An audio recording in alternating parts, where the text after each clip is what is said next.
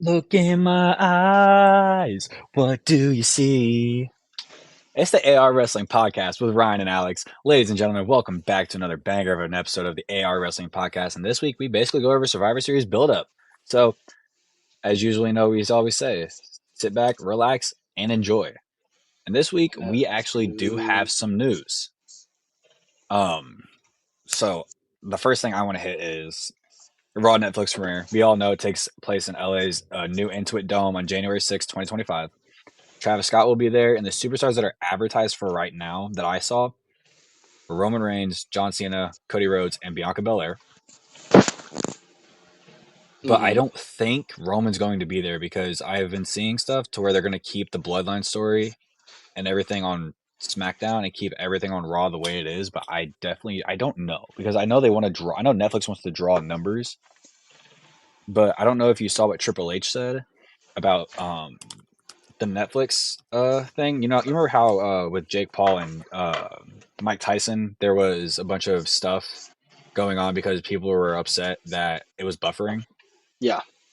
Well, Triple H goes, if our first night buffers and they come and say it was like 60 to 70 million households watching, I'll be good with the buffering. He's not going to Oh be yeah. upset. Now, Oh yeah. obviously, a I lot of wouldn't us will be either. a lot of like in his standpoint, yeah. Like a lot I of mean, us yeah. From that standpoint, as the fact that like wrestling is more popular than ever. which I'm happy it is, honestly. So that's what I got for that. But another news, Becky Lynch confirms that she is returning. And she said, if you think I'm going to go out with Dominic Mysterio slamming a door into my face, that's not going to happen. Which I kind of like this because then when Becky Lynch and Seth Rollins were at the Moana 2 world premiere with Rue, their daughter, Liv Morgan commented on Becky Lynch's Instagram post saying, I'm so glad you're enjoying retirement. Rue looks beautiful. I was like, oh no, she brought Rue into this. This is Raps. Damn. She mentioned Rue. Becky's gonna come kill this bitch. What I could see, honestly, is a mixed tag match like they did with Baron Corbin and Lacey Evans, but instead doing it with Dominic Mysterio and Liv Morgan because nobody likes Dom, nobody likes Liv. Why not just put that pairing in there? Yeah, you're not wrong there. That'd be pretty fucking funny. So, and probably the most interesting news all week, in my opinion, Vince McMahon and Linda McMahon have divorced after 50 years. I'm assuming it's part of the allegations against Vince, but I also think it has to do with Linda McMahon being appointed Secretary of the Department of Education and Donald Trump's cabinet. So that's where I'm sitting with it. I don't know what you think. I don't know if you even knew about that until I said something, but that's where I'm sitting at. I didn't know about it. I'm pretty sure I might be remembering wrong, but in the Vince McMahon Netflix documentary, he said something along the lines of when he was referring to Linda, he said, my wife at the time. So that kind of got a lot of people, I'm pretty sure, speculating on whether or not they were divorced or going through a split up at the time or something like that. But Right. Um, I'm not surprised by it, actually. I do think it's part of the allegations. I think it's part of all the baggage that Vince has now attached to him, and with Linda becoming part of Trump's cabinet. secretary of, yeah, becoming part of his cabinet, especially part of the Department of Education, like with like children and shit, you're gonna want to keep the most clean slate possible. So I do think it's kind of a combination of all the factors that you've just talked about. For sure. I think it's that as well. But I mean, I also want to like, I didn't even catch that honestly. But I'm like, when you say my wife at the time, when he says my wife at the time, now I'm kind of thinking this part, it was part of this part of like, did this also kind of stem from the angle of when, do you remember when Linda McMahon was like, she was so called a vegetable and Vince was not, well, I'm Yeah. not trying to say that in a demeaning way. Like, No, she yeah, I was, know exactly what you mean. Yeah, it's one of it the. was that whole I angle love with that Trish wrestling Stratus. story. I love Yeah, that wrestling. it was I love that so shit. that's why I think it could be that. But I mean, I think a lot of it is. I mean, Vince has so much baggage over the years. Like, I'm surprised Linda didn't leave his ass sooner. Yeah, me too. Like they've been like this has been like they went got together when they were in their like 18 or when they were just about Yeah, they. 20. It's like 60 plus years they've been together. It's pretty insane. So I mean, we'll see. But that's all I have for news, Ryan. There's a piece of news that I want you to cover that I had put in because I want to know what your opinion on because you do watch this significantly more than I do. All right, it's a little bit of AEW news. It is AEW former world champion and 2024's PWI Women Wrestler of the Year. It is Toni Storm, and she's announced that she's retiring from AEW and pro wrestling as an entire just she's entirely. done. She's good. She's done. She's over. I This will comes say off this the is back from. of. God, Oh, go ahead. Go ahead. No, you go ahead. Go ahead. I was just gonna dive into a bunch of stuff. I want to hear what you I have to was just say gonna though. give the credit. I was just gonna give the credit to where it was due. I found this information from SB Nation on Instagram, and Wrestling News Co had posted the post, but they gave the credit to SB Nation. Hmm. So I assume that SB Nation is a very credible source. I've never heard of this I've never heard of him either. out of all, but I definitely could buy it. Oh no, this is a very credible website. It's a bunch of Mhm. sports stories of today. Facts, but this does come off the back. She lost her women's AEW World Championship back in August. She lost when she went to Mexico and competed in CMLL. She got her ass whooped. Then she went to Japan and she lost there. So she's lost basically everywhere in pro wrestling this year. And so I think this is kind of her just saying, like, her entire gimmick is like a Hollywood actress from the 1970s, 80s, whatever you want to say. Yeah. And now she's just playing the over dramatic, like, oh, this is the kibosh on my career, and she's gonna sail off into the sunset now. And then there is a championship celebration this Saturday at AEW Full Gear for the AEW Women's Champion Mariah May. Mariah May. I almost said Mariah Carey. That is All I definitely want not for true. Christmas is you. That's definitely not true. But yeah, I think she might actually return into AEW this weekend during that So championship celebration. you think this is basically a work, is what you're saying? Hmm. I like that. I could buy that 100%. I mean, I definitely don't watch AEW as much as you do. I just kind of watch some highlights that I find here and there. But I mean, I'll take your word for it because again, you are the guy who watches it. I'm probably Hmm. gonna end up start watching Ring of Honor and or TNA more because I'm starting to like I found some like a highlights video from like their past like this past year, last year, like all like the returns and everything, and it looks pretty interesting. So I might have to get into Yeah, it. there's a lot of cool shit going under the radar right now, just because everyone's so focused on WWE and somewhat AEW. AEW is a number two, obviously, but everyone's really more focused on WWE right now. That's what I'm saying. I think what um I think what WWE should do, because you remember how ECW had that one night stand. Hmm.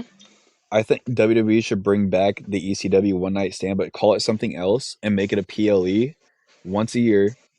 And it's like a PLE. It's like it replaces Extreme Rules.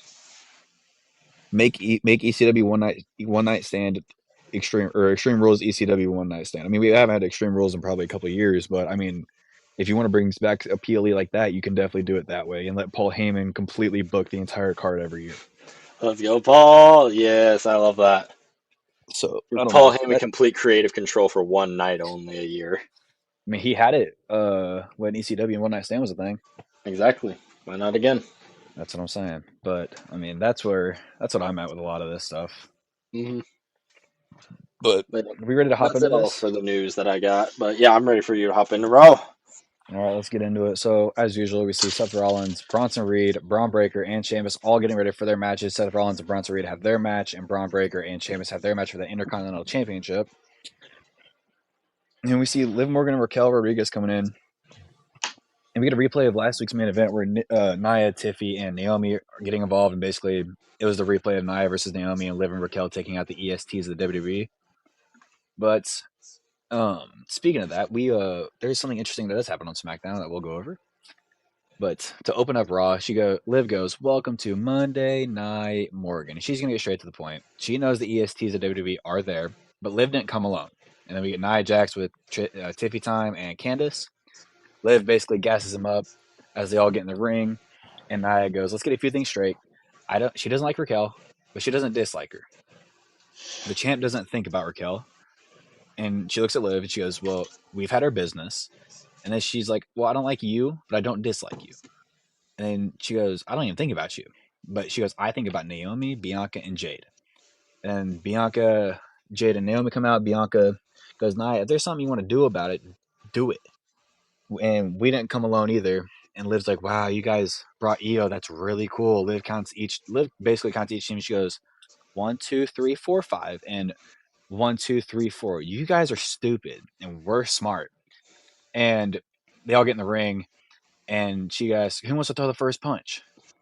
And Rhea Bloody Ripley, comes Real out, bloody has a Ripley. mic in hand, and goes, "War Games!" Headbutts the shit out of Liv. War just breaks out in the ring, and Rhea basically only focuses on Liv, and then Io, like, just these are a couple things I've picked up. Io does an over the moonsault on Candice, Raquel, Nia, and Tiffy to all wipe them out. And they all stand tall in the ring, which I loved. I loved Yeah, that. this was insane, dude. Rhea Um, Ripley looks like a fucking badass walking out there. War Games! And just War headbutts the Games. shit out of Liv Morgan. Dude, I had texted you literally the Tuesday prior. I was like, I already know what happens next week, and I can't tell you because you're gonna get really excited. And I, as soon as this happened, I was like, oh shit, I forgot. Yeah, dude, this was pretty fucking dope. I was Um, pretty excited for this. but after this, we get a promo video of the OG Bloodline and the Timu Bloodline brawling, basically, which leads us into Braun Breaker getting warmed up for his match, which made me think that we were getting Braun Breaker as the fifth man. Honestly, it really did. But I mean, obviously, the SmackDown prior didn't show anything, so it kind of kept me in the thought of, oh, Braun Breaker said, you know what, I'll think about it.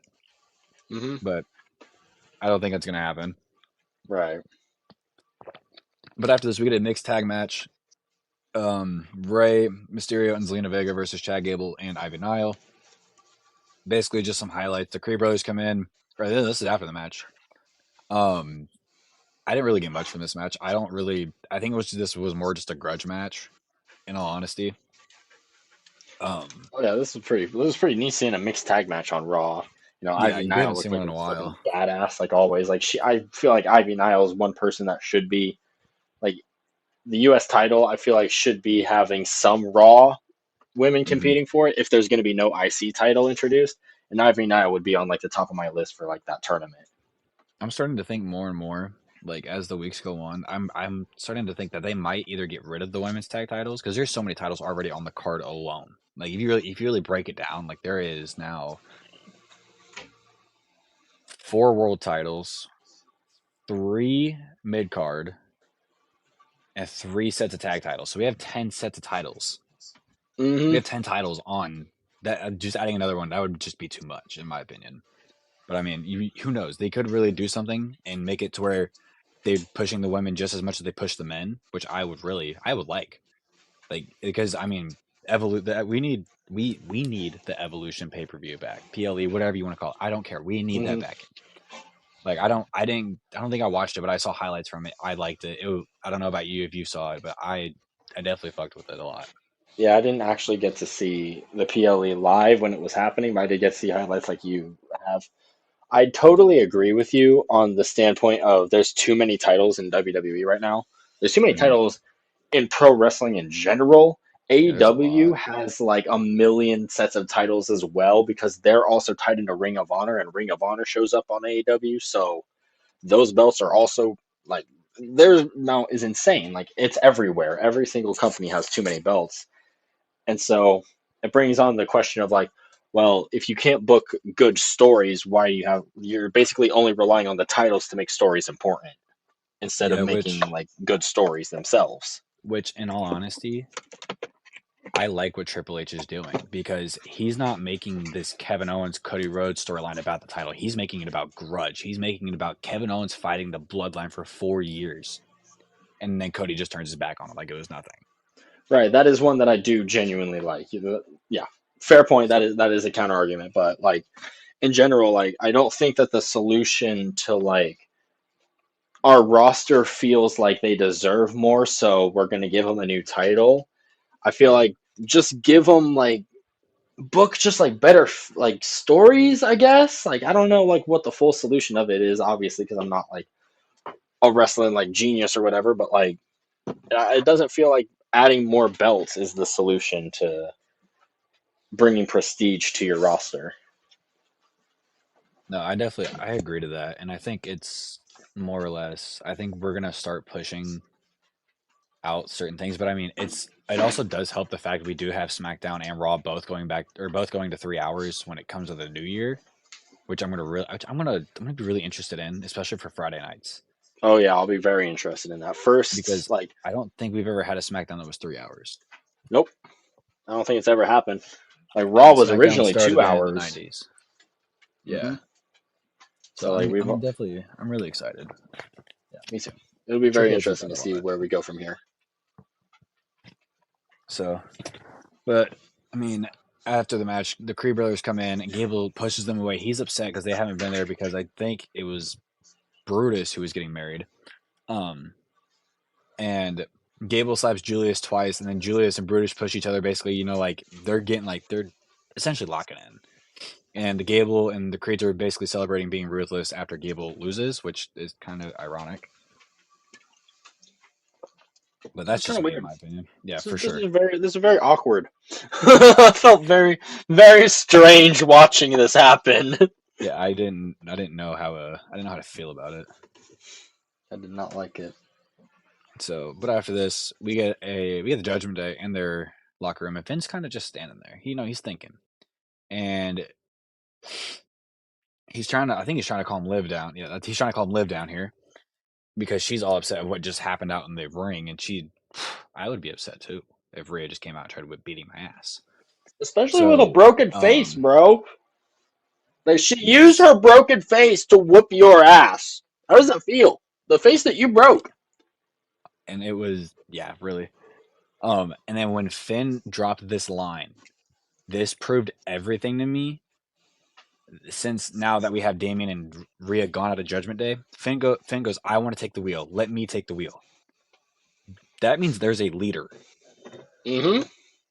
And if you remember, I don't obviously I would really hope everyone remembers. In Rhea and Damien's Judgment Day, there was no leader. Everyone was family. Everyone was equal. This just proves that Liv just took over and became the leader. Right. So, but And now Finn gives, Finn wants that power. yeah, I think it's getting all to his head because there's a lot of, dude, I've been thinking about so much this week that like I had like three storylines for the World Heavyweight Championship in my head, and I forgot all of them. Like it was so upsetting that I just like I was thinking about that as you were talking about what were we just talking about Oh my god, dude, uh I'm dead. the mixed tag match. Yeah, I completely forgot everything. So I think I'll remember it though. But Finn gives props for Dom or to Dom for beating up Damien.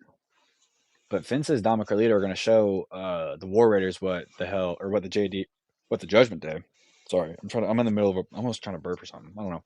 But Finn says Dom is going to figure this out, and JD wants to talk JD wants to talk to Finn. So JD and Finn leave. I'm pretty sure maybe to focus on whatever it is. But I'm kind of curious to see what if Finn leaves, JD follows, but I don't know if he tags with Finn still. I don't know where we go with that just yet. I kind of like the idea of it being a sort of Gunther and Kaiser sort of relationship where Finn is sort of like the mentor, but they're also like partners. Oh, you said Gunther and Kaiser. I remember one of the storylines. So I was thinking about it because So do you remember how Gunther was saying we need to be better? Yeah. So what if at I believe Survivor Series is the World Heavyweight Championship match, Damien wins by Kaiser turning on Gunther, the exact way Finn turned, or not want to say the exact way, but pretty similar to the way Finn turned on Damien at SummerSlam. What do you think? Wow.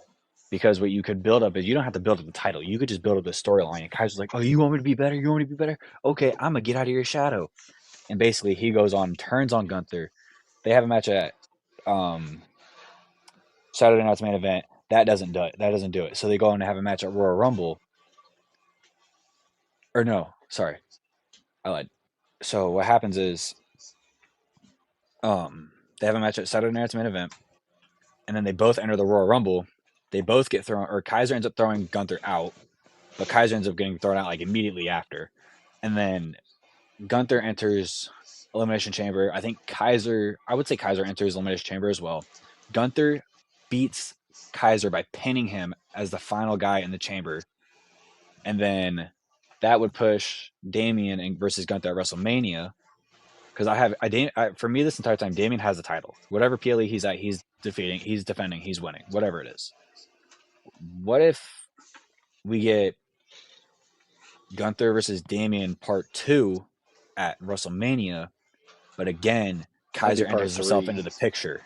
Part 3? Yeah, Part 3, yeah. my I get apologies. what you mean. I get Apologies. what you mean. Sorry, sorry, But sorry. Kaiser enters himself into the picture and tries to cost Gunther.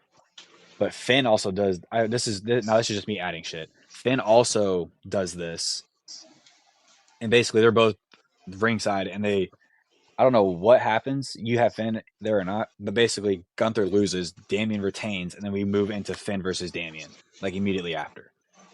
Mmm, And then it's cooked. and I say at some point in this storyline, Kaiser wins the IC title, and then Yeah, I like that. he starts self proclaiming he's the greatest IC champion of all time, and then that's Mm, how him and Gunther fight it out. there Or you go. There you go. here's the second storyline. This also involves Finn, Damian, Gunther, and Kaiser. Again, we're gonna build off the Kaiser winning the IC title. Kaiser defends it at WrestleMania against Gunther, and then during WrestleMania season, he's self-proclaiming as the greatest IC title or IC champion ever. But as he walks into WrestleMania, he loses to Gunther. Gunther gets number 2, and he goes on his next tear with that title. And during this entire time, we get Finn and Damian build up to WrestleMania, and even Gunther and Kaiser don't even have to be in the chamber. Finn can even be in it. He can win the chamber, and that's how he gets to Damien. That's how he gets his free ticket to Damien. Almost, I wouldn't say free ticket, but like it's an opportunity to get to Damien without having to storyline. Because if you go through WrestleMania season, you have to basically. We all know the first two PLEs of WrestleMania season being Royal Rumble and Elimination Chamber. They're typically um, meant for the WWE Championship and the World Heavyweight Championship, which we all know, it's been pretty common over the years. Royal Rumble is WWE Champion, Elimination Chamber is World Heavyweight Champion. We all know this. I mean, that's not like every year, but like recently, yes, because it's been That's Cody yeah. Rhodes and Roman Reigns focused. Cody Rhodes, Cody Cody Rhodes. But Rhodes. those are the two storylines I had in my head. Well, those were like four, but like they're mashed together. Hmm. So I liked the second one more because that's when I had went back and thought about it all when I was driving up to Massachusetts. Because I was like, that doesn't sound right in my head. So I went back and rethought it all, and the second one stuck more to me than the first one ever did. What do you Mm. think?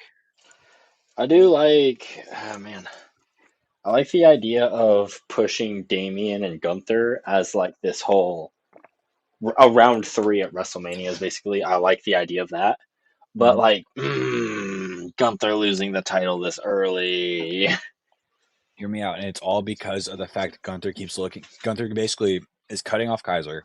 He's telling Kaiser he needs to do better, and that Gunther obviously needs to do better. But he makes it clear. He goes, I need to do better. He looks at Kaiser. He goes, we need to do better. Like he's looking Hmm. at Kaiser like, dude, no, we need to be doing this. Hmm. So, which So, builds. Go ahead. Sorry. oh no, no, sorry, sorry, sorry. I've already got like when we get to the Gunther segment of Raw, I will have some things to say. I'm not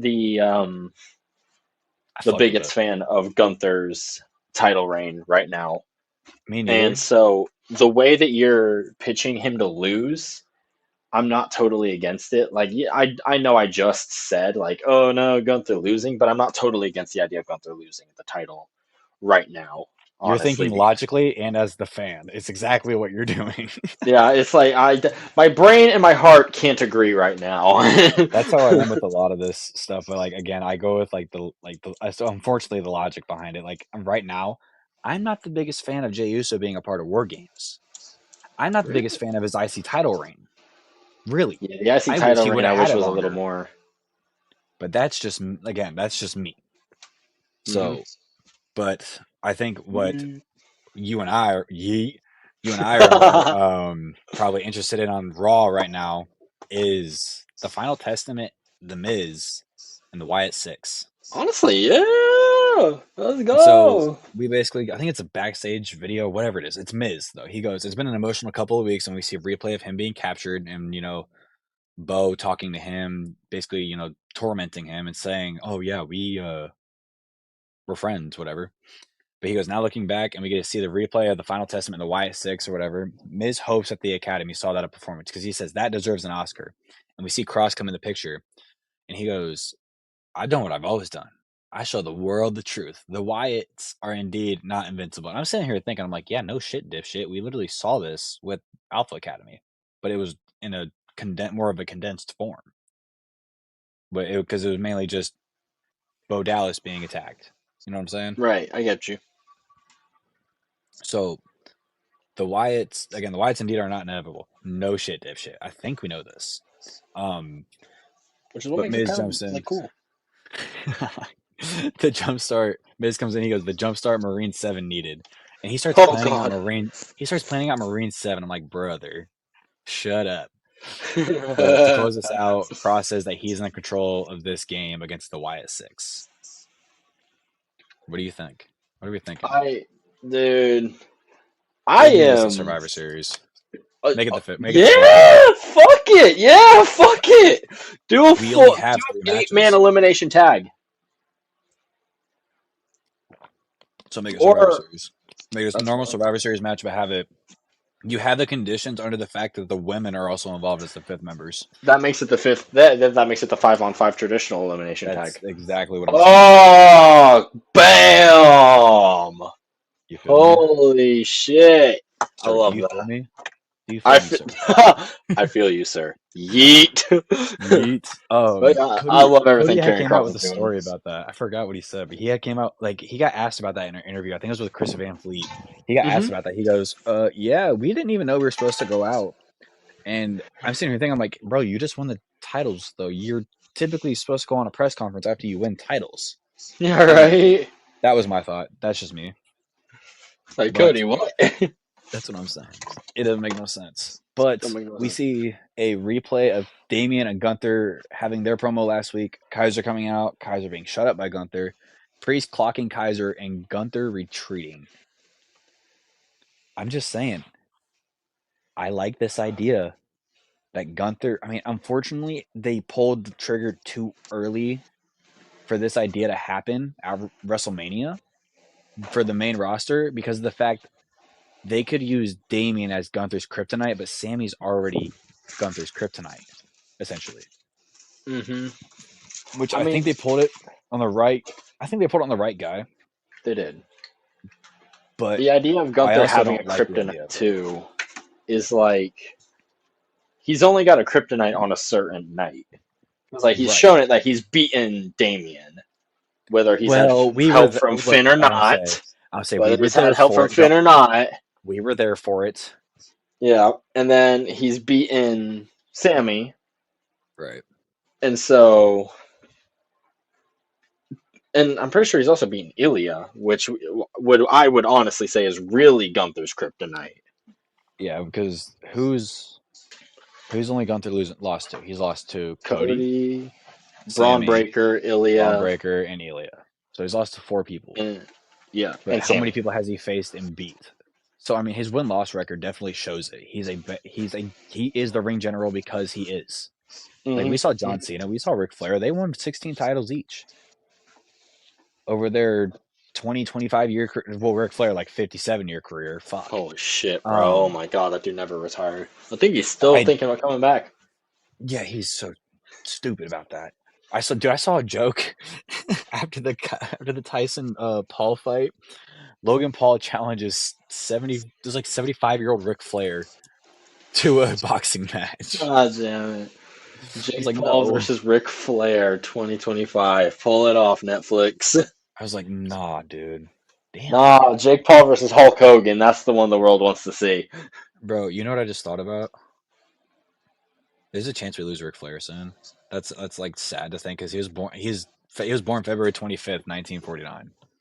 And with him having 5 heart attacks in his last match, it's inevitable that it comes God, very soon. bro. That's just an insane thing to even say. You should Yeah, not have 5 heart attacks in a fucking wrestling match either. no one That's should have crazy. 5 heart attacks in their life. That dude had That's 5 heart fact. attacks in one wrestling match. That's I fact. So I don't know. I think I like the don't know how idea the of fuck that's keeping possible. because do we know what Gunther's win loss record is? Is it? It's like insane. Um. Okay, that's definitely cap. I see this on somewhere on here. It said 1 win and 1 loss. That is definitely very wrong. Definitely, yeah. That might be for like the year Um. or like a Basically, certain year, maybe. I have no idea. basically a shit ton is what I'm looking at right now. His win percentage.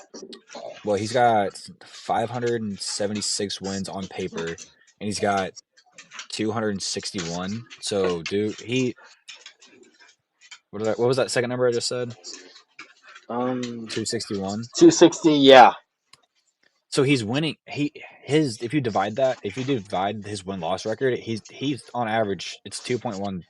So I don't know what the hell that means in wrestling terms, but that's pretty damn good in my opinion. yeah. He's winning a shit ton.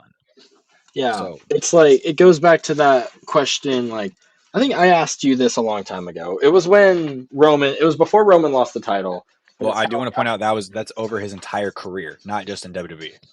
Yeah. I so I want to make that very Okay. clear before Over we his entire immediately talk career, about it. like indie scene when he was Walter and stuff like that. Yeah, I honestly I wouldn't be mad, and I wouldn't be mad to see a Walter return.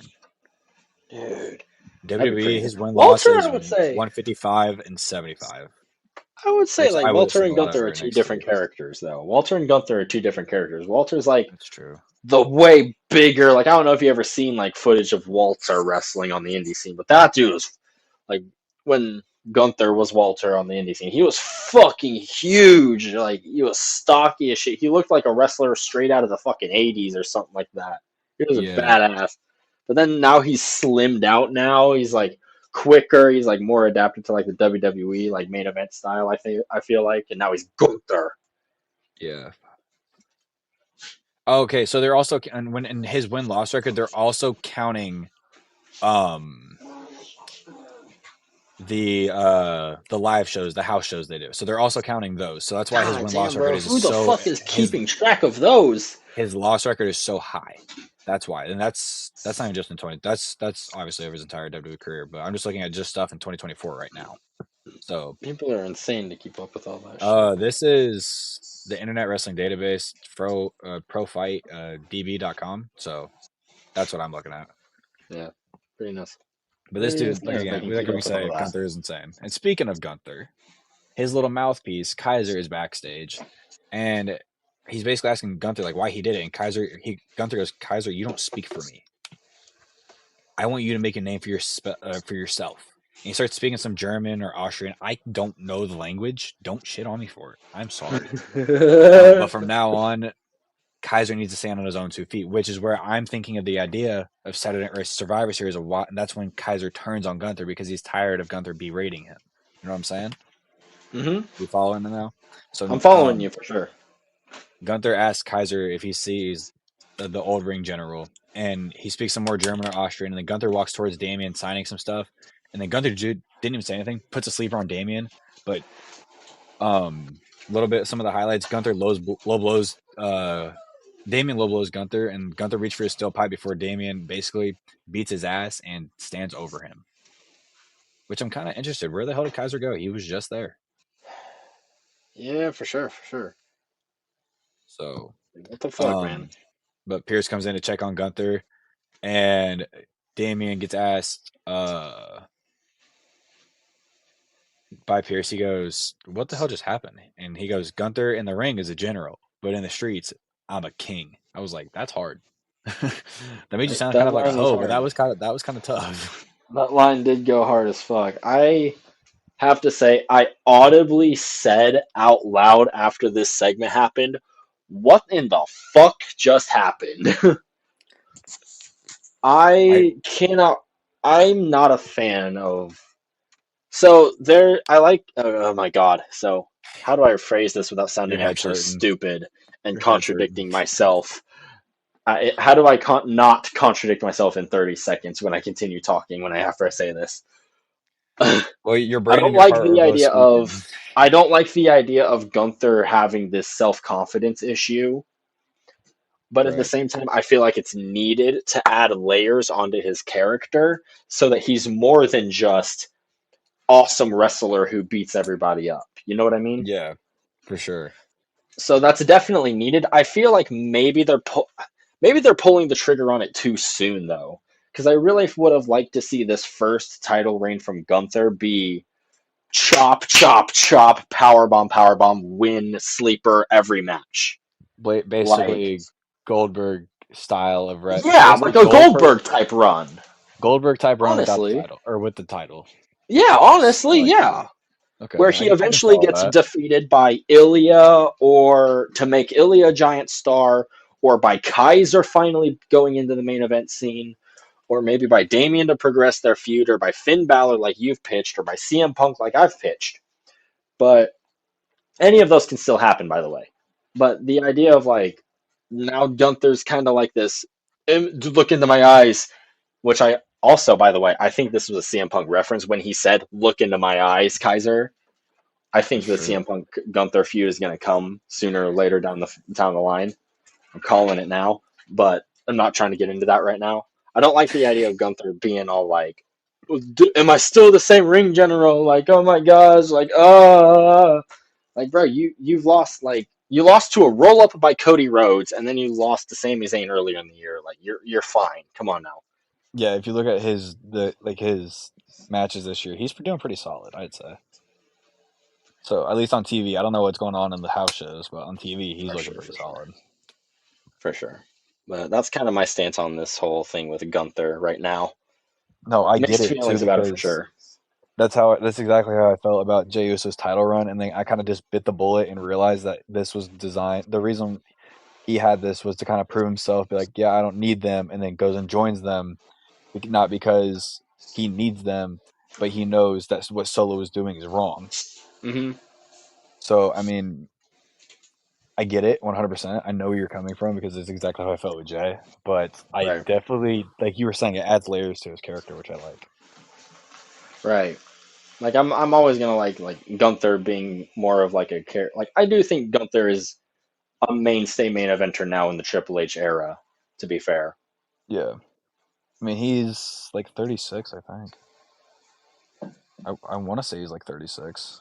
yeah. So there's time for him to like develop this character and stuff like that. But this is just like a personal gripe that I have for it, like at the moment. No, he's 37. So, I mean, I don't know. I just want, hey, hold on. Listen to these ring names. Because I was looking up his name, I was looking up his, like, when he was born, right? And I get it to ring names. We got Big Daddy Walter, Big Van Walter, Shark, Shut the Gunther. fuck up! You did not just say Big Daddy Walter when I took a drink. No, Oh my god! no, because I have the one after the one after Walter is interesting. Gacha Ping. It's GHA-CHA-PING. Gacha Ping. Gotcha, ping. Yeah, Where does that come from? I don't know. It's just ring names. So I wonder if it's some indie name that he had. Wow, interesting. I never But heard that one before. yeah, I understand where you're coming from, man. I don't blame you at all. I'm not a fan of this title reign either for the fact that again, I do think he should be beating more, but I don't. I like again, I do like this idea of Damien being pulled into the title scene and Finn just he's still on Damien's heels because he hasn't had the title in 7 years. Like he's just Hmm. been biting at that ever since he got injured. Oh yeah, oh This should yeah. be I like like the idea of him doing 9 years, that. something like that. I don't know. It's an insane So amount of time. that's where I'm sitting at with it. Hmm. I know exactly where you are. Right. Like you said you're not a big fan of it. Is like you kind of feel the same way though. Yeah, I do, but I don't think it should be like a Gunther type thing. Not Gunther, Goldberg type thing where he just chop chop chop power bomb chokehold. That's the match. I think it should Well, he be a should definitely similar. have like some competition. No, for sure. That's where I was getting at. I think he should definitely have more of the matches with the Cody Rhodes types of wrestlers, the Hmm. Randy Ortons, like the Sami Yes. Zayns. Like it just Yeah.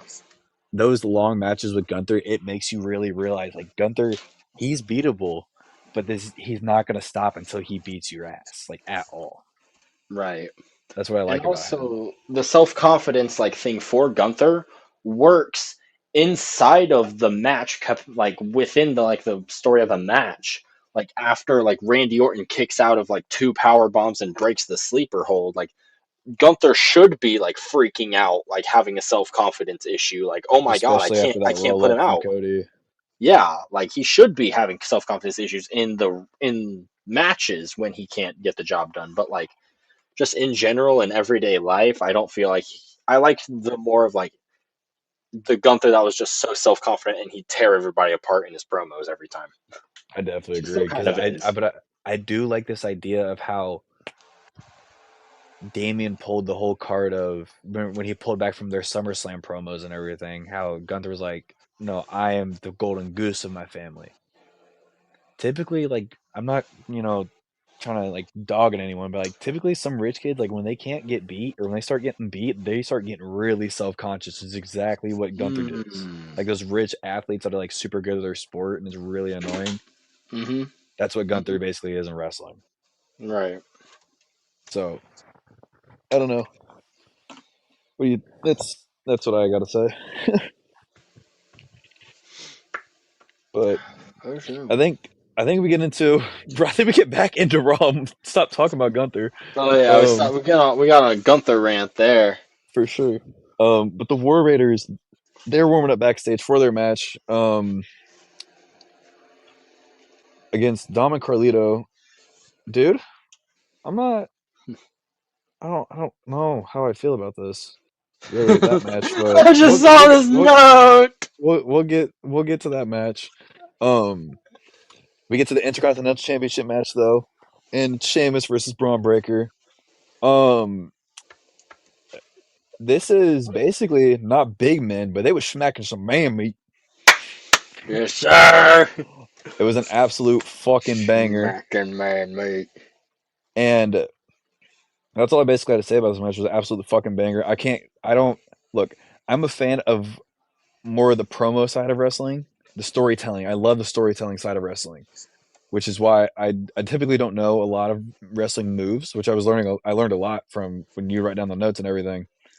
But I just can't keep up with that all that typing because my fingers don't move that fast because I use a keyboard and not my phone. And basically though, Kaiser comes in the interference, which I guess answers my question now. Where was Kaiser?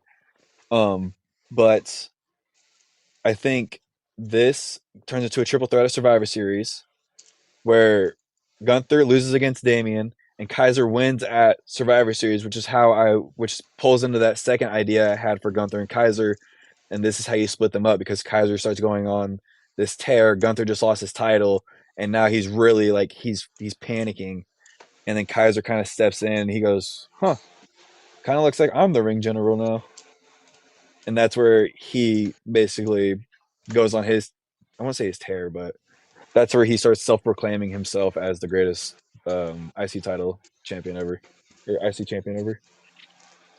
Hmm. That's what I'm saying. I do. That's where I pull that out I do. I like where I like where it's coming from though. Like Kaiser getting involved in the IC title scene, I think is long overdue. Like it's about damn time he finally like got involved in this shit. Like especially I like the fact where he was like, "I'm gonna end you, Sheamus," where he's still after him. So like it is definitely for sure. I think gonna be triple threat at some point, either a Saturday yeah, night's main event or Survivor Series. not for sure. But what was the other part I was gonna say here? Oh yeah, Breaker versus Sheamus. Oh my god, it was so fucking good, bro. Fucking 10 out of 10. I loved it. Absolute It fucking lived up banger to the hype, bro. It was bang. It was bang. It was bang. It was back and forth, back and forth. Kind of just wish it had a finish, but I feel like that's like gonna happen at a PLE at some point. That's got to be like a singles match at a PLE. for sure. That's what I'm saying. I think that's where he starts self-proclaiming, and then this is where Gunther gets really pissed off, and then we see what if we see 1, 2, 3, Royal Rumble, Elimination Chamber, WrestleMania, Gunther wins back the title, and it becomes this big idea of, oh my god, Gunther isn't like as weak as he used to be. He just wasn't thinking as smart, so he loses the first two. And basically, what he does, how to earn the WrestleMania 41 match, he does what everybody else does. He goes and attacks. He starts getting really pissed off, and so he goes and attacks Kaiser and wins because he had to pull out literally everything from the bag and he had to start thinking smarter than what he was thinking at the time. Hmm. Okay. I do like that. I like where you're thinking with it, But For sure, so for sure. I know I definitely we just talked about it, not the idea of Gunther being that type of champion, but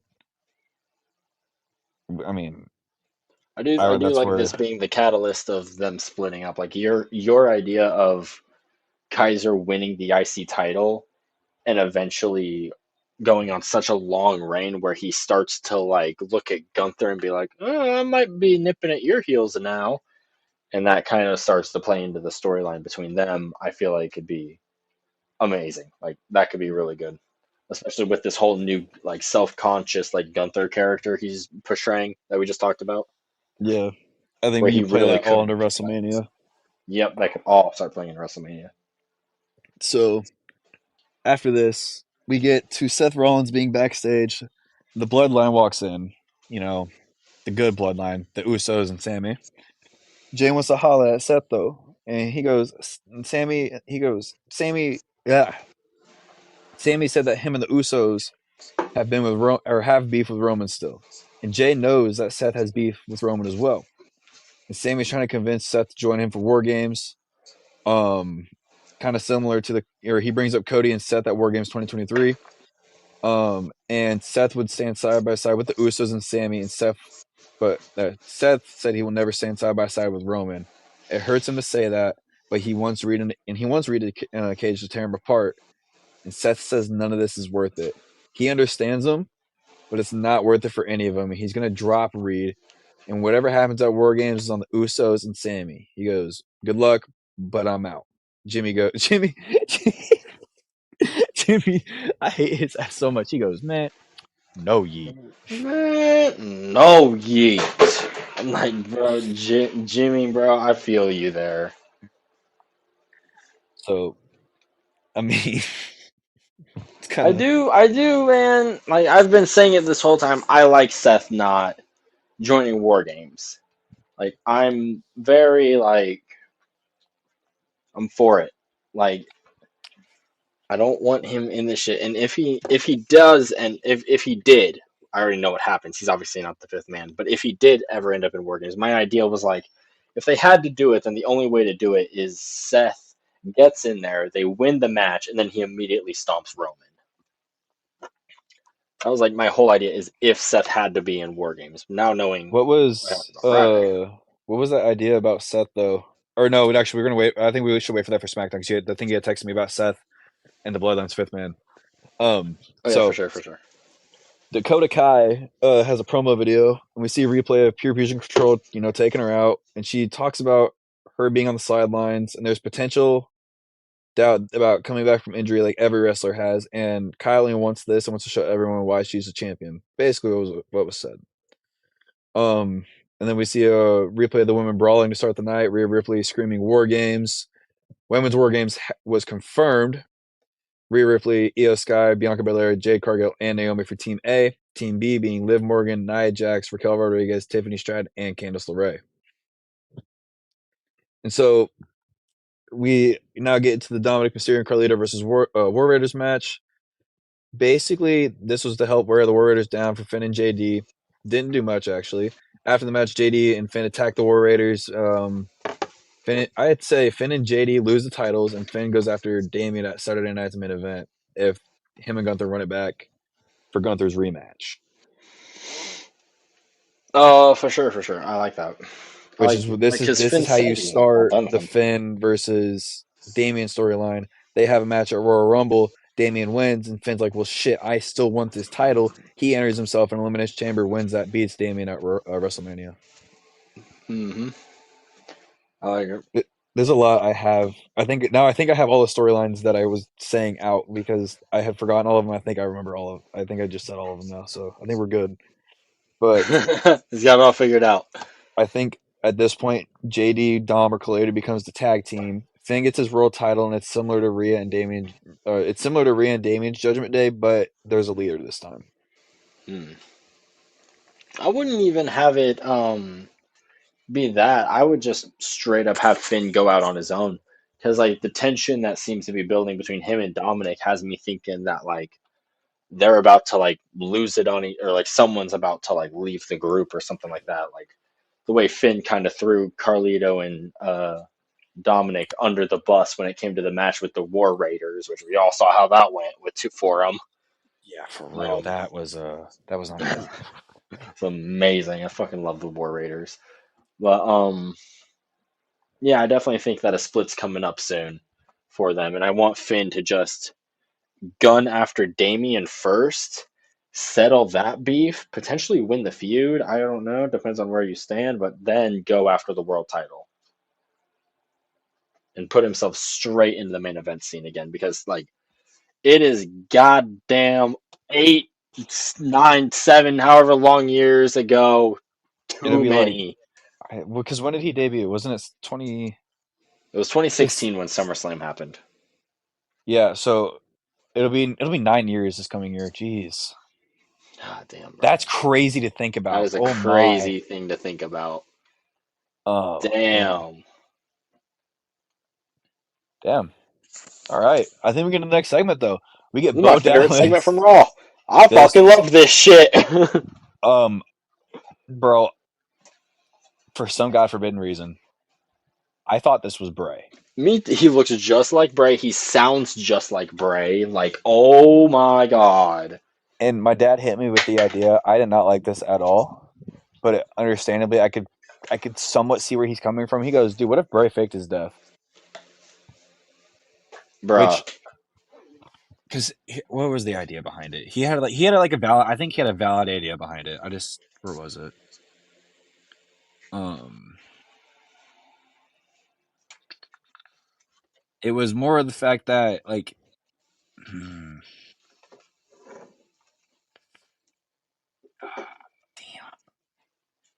I don't remember what it was, but it was a really valid idea. I wish I could remember. Um, That would be insane. that's what I'm saying though. Like, what?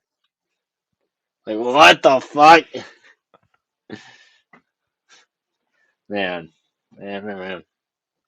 This Oh, fucking Bo this is Dallas this thing. is what he said. This is what he said. I found it. He goes, "Yeah, I saw Bray in the background and had a sick thought. What if Bray isn't dead and this has been a play all along?" And I was like, "Dad, Bray's death wasn't faked. I hate to say it. Like genuinely, like Bray was one of my favorite wrestlers growing up, and now that he's unfortunately passed, it sucks." I definitely I've been very vocal that I don't share the same like personal like connections like a lot of people have with Bray Wyatt. They're like, he's my favorite wrestler. Like I've never really connected with Bray Wyatt at all as a wrestler. Because I mean, like you mentioned earlier, you're more of into the promo parts of Yeah. pro wrestling and the storytelling.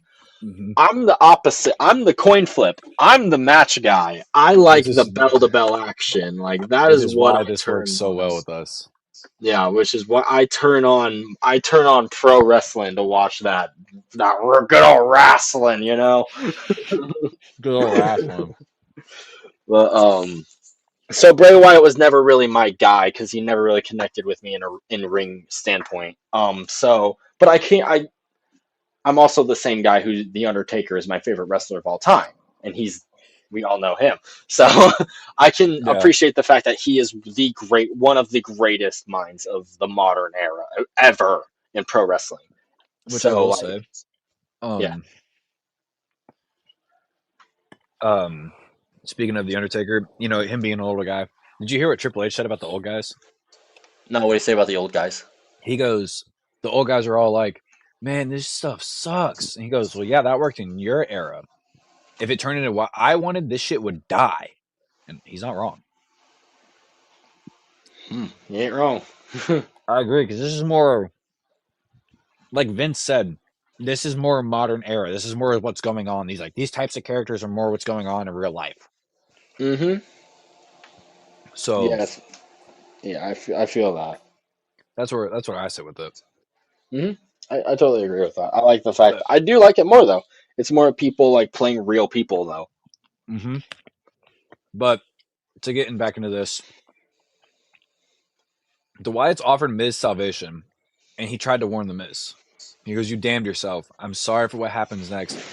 You chose this, and your hands will be crimson, scarlet, red because of your actions. Miz will lose what matters most, and Bo never wanted this." So that means that basically confirmed for me that they had amends. They had made amends. Hmm. Yeah, So like Miz had told him that like he was gonna stop all this shit and that he was gonna go, and then he lied just to get the final testament, like to beat the shit out of him. And I do like the. I don't know if I'm reading too much into it because it's Bo Dallas and the Wyatts, but I do like the hint where he emphasized the name, like the like word when he said, "Your hands will be crimson, scarlet, red," where he emphasized that name because Scarlet's in the Final Testament's group. I mhm, don't know, maybe I'm reading too much into it there, but like I everything about this promo read OG like Bray Wyatt mixed with this new Uncle Howdy Bo Dallas character that we're getting, and it hit in every single way. I agree, 100%. I agree on that. And, And after yeah. this, not even. I don't. Yeah, after this, Lyra Valkyria, we get a promo video. Basically, we're here to hype herself up. That's where we're at with it. Nothing too special. Then we get Alpha Academy. They walk into Kofi Kingston and they ask about Xavier. Xavier comes in and starts pleading his case to Kofi.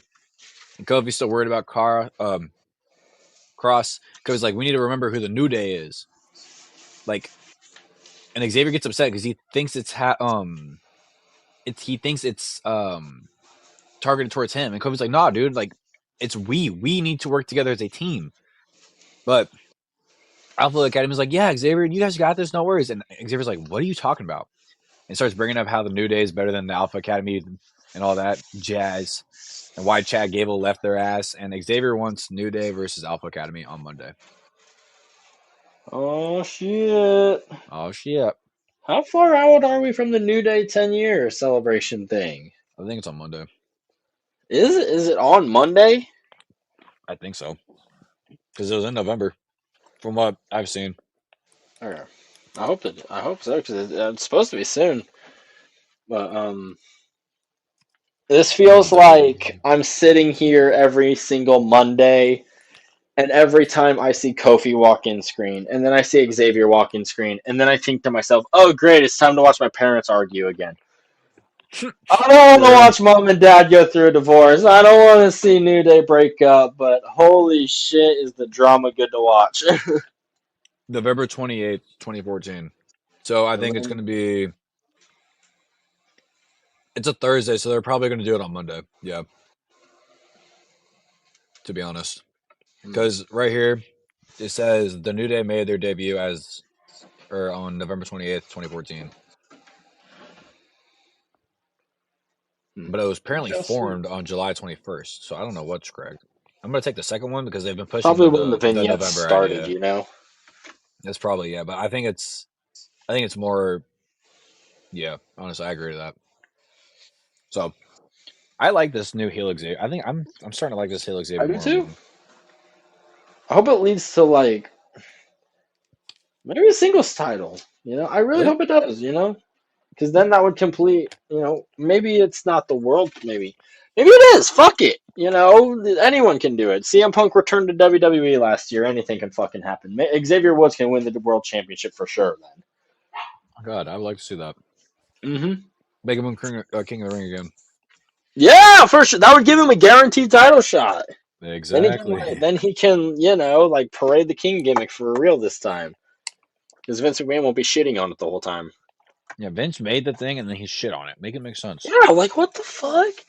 Vince is a dumbass. I'm I sorry. Peace don't out. understand I don't care this. about this. Like, I care about his allegations and I think his ass should go to prison. But, I mean, I don't buy the whole Trish Stratus said, "Oh yeah, that was actually my idea, and I really like that idea." I don't fucking buy that. I'm sorry. I'm not buying Nah. it. So we get into big Bronson Reed versus Seth freaking Rollins. Basically, what happens? Tongans, Jacob Fatu show up. Usos and Sammy come and take them out. Usos take Jacob out ringside. Solo shows up, stands on the announce table, costing Rollins the match. That's basically what it was. Which I thought this was build up for War Games up until Friday. So yeah, that's great.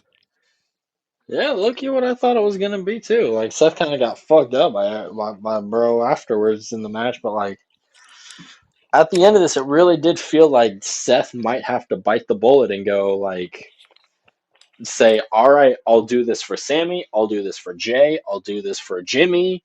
Roman, you can go fuck yourself because after the match we'll settle this. But for one night, I won't stomp your head into the ground until the bell's over, then he should. Here's my thing though. Didn't Seth say during WrestleMania season, "This is a monster I created"? Yeah, Didn't he he say did. that? So I don't He know. did. It's just He something did. I But wanted I to also thought. yeah.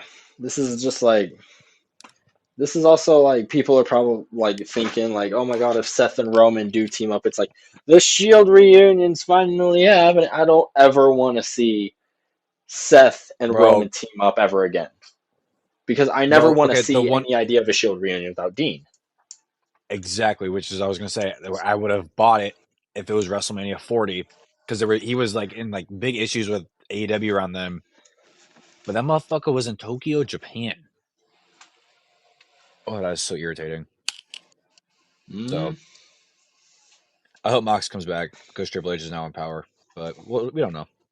maybe one day. Who knows? Everything he's doing in AEW, he's a three-time AEW World Champion. So who knows? He's the current World I thought he was a Champ. 4-time world champion. Fucking A, does intermediate count? I don't So God damn it, I'm not getting into this right now. Ladies and gentlemen, you were done with Raw? know. Yeah, let's dive into Alright, SmackDown. it's time to dive right into Friday Night SmackDown. We opened with a recap video of everything with the Bloodline last week, including the failed call from Roman to the Wise Man. We'll see more on that later in the show, but the fake Tribal Chief, Solo Sikoa, and his Team Moo Bloodline make their entrance along with the Ozzilla himself, Bronson Reed. He goes, Salt Lake City, acknowledge me. Everyone boos the fuck out of him because we hate Solo. He goes, we 1 week out from War Games and his crew is ready to dominate. But you know who's not ready? Roman Reigns. Roman ain't even here yet. When Roman gets here, though, Solo wants him to meet him in that ring that he's standing in right now so that they can talk about his surrender so him and his crew can finally acknowledge him. Dude, this promo was boring as fuck. Yeah, man. Come on, Solo. You're kind of funny now. Like, you got this whole goofy side of your character. Like, come on now. He definitely could have done more with it. But not I'm my sorry. favorite not my favorite Solo promo. Mm-mm. But then we move into one of those interesting parts of the night. Honestly, highlight. Is This was this one the of the highlight of highlights. the night? Is this the It best depends part of the entire night? Because if we're it is putting the it women's. Go ahead. if we're putting it into the fact that if you're breaking it down into men's and women's, then yes, this is the sorry, I had to wash my hands real quick. Hey, friend. This is one of the best in terms of the women's, yes, entirely. But in terms of the men's, I mean, it's a fight because there's two really compelling storylines happening this night. So I don't know. I think For you. sure, for sure. I think it's a toss up. I mean, it depends on who you are, really. That's where I'm going to put it Right. because I But have a we lot are I want to all. build on this. But I hope you are, of course, referencing to Chelsea Green winning this match and forwarding into the United States Championship tournament because it is the U.S. Championship first round triple threat. Bianca, Chelsea, and Blair Davenport. Chelsea wins the Definitely match. wasn't referencing it, but okay. Chelsea I was fucking pissed. wins the match. Let's go, Chelsea! I swear to God, bro, she's my pick to win this tournament. I need it to happen. Everyone in the arena knew. The fucking commentary team knew. Management knows. Make it happen, please. But yeah, fun ass little match. You know, honestly, it was kind of really good. They all kind of went popping off in the beginning. They all traded roll ups in the beginning. Blair ties Bianca's hair up in the ropes at some point, and Chelsea shines later after hitting a Rough Rider, shouting out Matt Cardona, her husband. All three women getting some big shots until Bianca eats the ring post and hits a 450. Jade is then seen on the Jumbotron. This is the part we all want to get into. She's laid out on a fucking car windshield hood. Her face is all busted up, and everyone is all like, "Oh my god, Jade's dead! Fuck, get the ambulance." That's what I'm saying. Um, Bianca runs backstage. Well, actually, she's kind of conflicted for a little bit. She's like, "Do I go down? Do I go back there? Do I fight to make history and become the first women's U.S. champion?" But she What does chooses the she do? power of friendship, and she goes to her partner's aid. And this lets Chelsea Green hit the unpretty her for the fucking win. Oh my god, I'm so happy about that. Bro, let's But just point out Blair had no pop. yeah, Blair At had no all. problem. No one gives a fuck about Blair. Honestly, I thought it was a bigger pop for Chelsea Green than I thought it was going to be. She's the favorite. She's And the I know, and favorite. that's what pisses me off because I don't think you should put it on a comedy character first if you want to establish the title's existence. You know what I'm saying? I do under. Okay, so I completely Because 100% see where you're coming from. you want to know what's also crazy? She's fucking Mhm. Canadian. That makes it so much funnier. That makes it so much fucking funnier. I think Especially if she's she from like comes out Toronto every or week. something like. Especially if That's what I'm every week she saying. comes out dressed in red, white, and blue. That's Oh yeah. man. Oh my god, it's gonna be so So, bad. oh my She's from god. Victoria, British Columbia. That would be pretty funny. But I do. There's more matches later, like in the second half of the bracket. I'm interested to see. We'll get more into. There's a question I want to ask about, obviously, this tournament later on because of Jade's condition, but more on that later, obviously. I want to move Yeah. now into the parking lot now, where we see Bianca Belair running up to the ambulance that Jade is being loaded into as Naomi and Bailey are already there. They're watching Jade get it loaded in, and they're getting like talked to by Nick Aldis. Bianca tells Bailey basically to back off, as she's getting into the ambulance, and it drives off. Who did it? Here we go. It's our modern day who ran over Stone Cold Steve Austin. I um, I have one, two, three, four, five, six. I have six names: Bianca, Naomi, Bailey, Charlotte Flair, or the team of Liv Morgan and Raquel Rodriguez to take her out for Survivor Series. Either one of them is really good, honestly. I'm Either buying one of them. Naomi right now more than anything because of her face when Bailey hugged her before the match, before their tag match on Friday. She's looking directly at the camera like she's like something's like there's just something off about her. I don't know, man. Yeah, I didn't catch that at all during my watch of the show. To be fair, That's what I'm saying. I pay attention to storylines, man. that's Every crazy. little action. I don't care what it is. I'm looking at the actions. I'm not looking at. I don't know. I'm into this. So Bianca and I say this. They find Jade later on, not realizing what happened until Bianca's out there, and Bianca's now playing this as a ploy. But I think it also kind of plays off the rumor that's circulating around that Bianca and Jade aren't friends in real life. Have you seen that? I think that's dumb. I think that's just who put that out there. It was Jonathan fucking Coachman. It was the coach. I don't I don't believe know. that, I don't buy honestly. it. He based Um, that off of the fact that Bianca gets her ring work hand built by herself, and Jade gets it done by somebody else. that's what I'm saying. I don't buy that. I think that's just a dumb report, personally. Bailey, because Bailey wants to be in War Games, and so she had to take out Jade in order to do that. Which, and this is what I saw on Twitter earlier. Bailey is played off as the one because Bianca is like, "Oh yeah, you took out my partner." Da da da da da. And Bailey's like, "No, I didn't. No, I didn't. No, I didn't. But please, just let me team with you this one night." And then this is where Bianca keeps playing as Bailey, and then we see the night of Survivor Series that it was Naomi, and Naomi's nowhere to be seen. and so she doesn't know what the hell just happened. But Bianca and Bailey don't say anything, and so they become friends. Not they don't have to be friends for like ever, but they can be friends for that night, which leads into the War Games, and basically just throughout the match they all fight and everything. But it it kind of plays Bianca and Bailey start going after Naomi at some point. I don't know.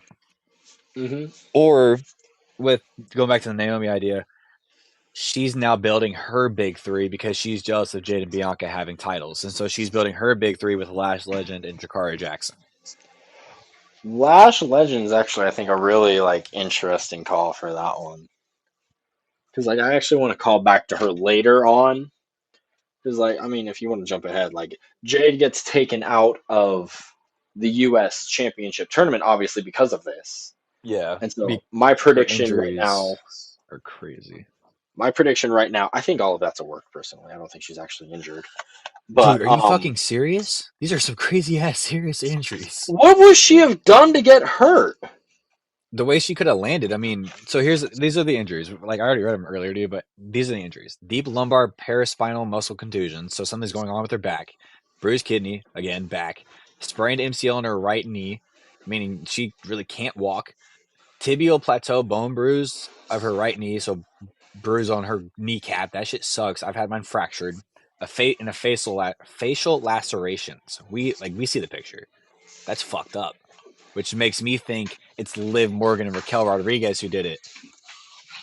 Yeah, but like I don't think any of those are like. They I don't pull a think she's Rhea Ripley. legitimately. I don't think she's legitimately having muscle contortions in her back or nothing from like this. I feel like this is like maybe they're pushing this as I don't really know. Like honestly, maybe she's legitimately injured. Like maybe There's I'm no time. stupid. They say there's no timetable right now. I don't think they would post that unless it was. I don't think they would do anything like this unless it was that serious. You know what I'm saying? Like I'm not Maybe saying you're wrong, but I'm just saying I don't know if they would actually do it. I don't know if they tweet something out like that maybe you're if right. it wasn't Maybe you're if right. it I'd like wasn't to. I would serious. like to think that you're right because I don't want anyone to like. I mean yeah. No, and I don't want you to think that I'm trying to tell you that I'm right. I'm just trying to that's how I feel about it, Yeah, I honestly. understand. So Right. Like what? How am I trying to phrase this? It feels like I'm trying to like wish ill will onto somebody when I'm not trying yeah, to, but like no, yeah, I'm not trying to, but like I know what you're trying to say because you're trying to basically make it. You're trying. Does this build into war games? Are you like? Does this yeah, idea like not build this into war builds into games? WrestleMania Or is my WrestleMania? idea is that Jade comes back either in Royal Rumble or after Royal Rumble or something like that to or at the Raw after Netflix is the big one for me where Jade returns at the Raw after Netflix with video proof of who attacked her and that sets up our WrestleMania feud which is maybe Jade and Bianca, but I honestly don't think so based on a really dumb idea that I had, and it's the fact that Jade Cargill is not landing in the position that you would land if you were given the KOD. No, that's fact. That's fact, and I buy that 100%, and I Yeah, get that. so that's But the only piece of evidence you that can I go tell off she as not did being slide Bianca's. down the car though, because where the crack is, it goes right down the middle, and then it's like kind of spread out both sides where a body would land. You know what I'm saying? Hmm. So 100, I see that. But Yeah. but hear me out. What if Bianca did the KOD on the hood? You know what I'm Maybe. Or not on the hood, Like, not on the hood, but the or roof of maybe the it was car. a The roof of the power car. bomb off of, or maybe it could have been even just a power bomb off of like that docking area. It couldn't have, like, maybe not even been a KOD or something like that, based on like just all of that. But I just want to know where the facial lacerations came from. Yeah, that's the big one. That's the one that leads me to like Liv or Raquel because of the baseball bat that they like using. Exactly. And if you want to really play that idea, then Rhea really isn't injured either, but you can tell Rhea's fucked up. Oh yeah, Rhea's definitely fucked up. She has to have that facial mask. I'm pretty sure she has to have like Mhm. special regulations to go into war games or something like that. I think it's gonna just be similar, like when somebody breaks their nose. You know what I'm saying? Hmm. I mean, So hell, Brian Danielson wrestled with a broken orbital bone as well, so it's yeah, doable. who knows? It is very doable. Hmm. Hmm. But but I don't think I actually like answered who I think officially did this in my opinion as of right now. I think it was Naomi, based on everything that you said. Like, I didn't catch the actual camera look, but based on I'll that, say I think it's Naomi. I was able to get that, or they were able to pull that picture. So I wanted to put that in there because I was like, I know there's probably a chance you missed it, but I know there's a chance you probably saw it. I But was I want to put probably that I in was there just probably to point busy that out. typing out like the ending of the match or whatever happened. That was at the beginning. That was before the match even started. Oh shit! Who knows what I was fucking doing? Who knows? But as this happens, we then move into a United States Championship match. I don't even know if this was advertised as an open like contendership or whatever, but like it's LA Knight versus Santos Escobar. And before we even get into any of this, I am just I think it kind was of advertised as an tired. open challenge because he's I'm trying just to tired. establish a fighting champion. Right, right. I do like LA Knight doing the open challenge gimmick. I do. Yes. But I'm just tired of Santos going after LA Knight. I said it last week, I'll say it again. Like, oh my god, I don't want to see it again. We've seen it a Did million damn times. did you did you see what like his pop? He didn't get a pop, did he? Exactly. I was like, wait a minute. Exactly. What pop? Santos has Exactly. no aura whatsoever about him. He's got nothing Exactly. here. Oh my goodness. But someone who I do feel like is revitalizing his like character and like his crowd reactions is Shinsuke Nakamura. As the match is about to begin, he has a video that interrupts, and in Japanese, he says that he knows LA Knight better than he knows himself. He knows that he's desperate for the fans' attention, and his ego is all used to cover up his insecurities that are all weighing him down in his everyday life. Says he will be Knight's end, and as he's talking, just Santos attacks Knight in the ring. Match begins. Bam. There you go. Bam. Boom. Bam. Bop. Bam, bing, Bada bam, bop. Boom. boom. Pow. Oh. The match was pretty quick. Santos keeps a steady lead until the champ fires back with a big neck breaker, but before he can hit the big elbow, Nakamura appears on the ramp. Knight is still able to counter a phantom driver later on for a BFT for the 1-2-3. It This was rhymes, so here we badass. go. Shinsuke then attacks him right after the match, throwing him into the ring post like 5, 6, fucking 7 times or some shit. Like absolutely destroying this dude. And man, what are your thoughts on this new Shinsuke character? I wouldn't be opposed if Shinsuke took it off of LA Knight. I would not be opposed. Really? I wouldn't. I don't know. I don't know if I would be totally. I kind of would be because I want LA Knight to hold that bitch for a long time. Yeah. Yeah, but at the same time, I subscribe to the idea if you're gonna like change your like gimmick or like something like that, like you need a big win. So like I feel like Shinsuke kind of Exactly. needs a big win against LA Knight. Yeah. Yeah. But I am very fucking excited to see where this goes.